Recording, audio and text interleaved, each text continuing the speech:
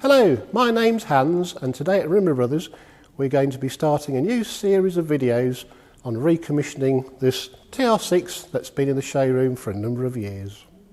Before we do anything to this vehicle, we're going to have a really good look round it, like for oil leaks, corrosion, anything that's untoward or missing before we start any of the work.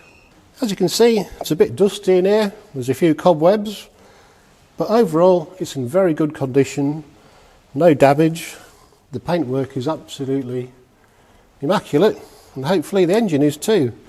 But before I do anything, I'm going to check the oil, make sure it's got some.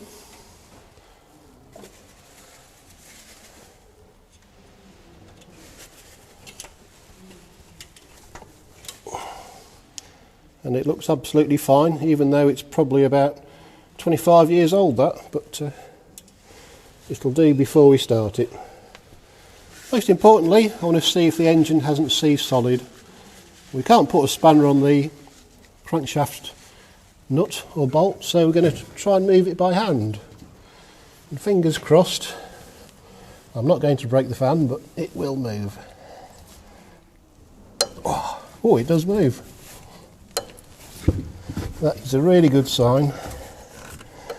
Yep.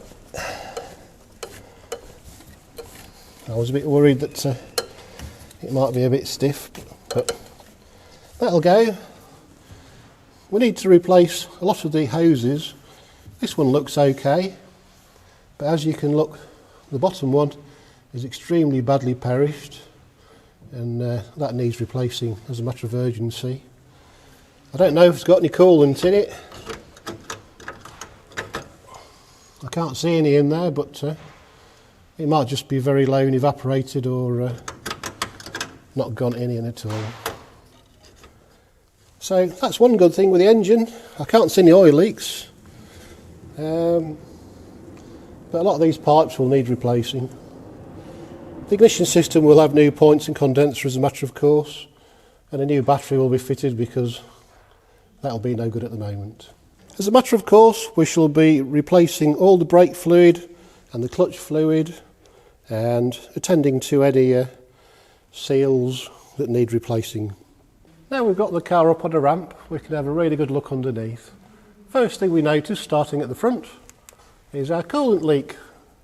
It's very obvious on this really small bottom radiator hose. We have a coolant leak and it's badly cracked. So we need to change that, as well as a lot of other hoses, but that explains where all our coolant's gone.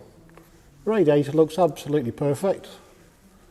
Roll bar, bushes all look good. But I dare say there's a few other bushes that need looking at once we get it jacked up. The sump of the engine looks extremely oil tight, and no sign of any major leaks. Gearbox has got a few issues. That's probably the sump plug, and there's a few other ones on the overdrive where there's quite a bit of oil that's leaked out. We should look into that and try and find out where it's coming from. As you can see, so far the exhaust is looking very good. And we're just inspecting the prop shaft, which also looks very good up there. Coming back a little bit, we can see that the differential has a few oil leaks. The nose seal is dripping onto the exhaust, and so are the drive shaft seals, so this will need to come off and be reconditioned.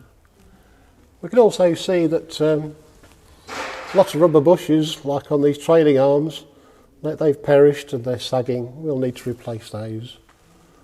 Apart from the cobwebs, back plates look very good. Rear dampers look okay. It has an original rear silencer box, and we'll have to replace a few exhaust mounts, but not too bad at the back otherwise. We've had a good look around the vehicle, seen what jobs need doing, and we found that we've got coolant leaks, hoses that need replacing, gearbox oil leaks and differential oil leaks, and a few suspension bushes that need replacing. But before we do anything, we're going to remove the wheels and service all the braking system.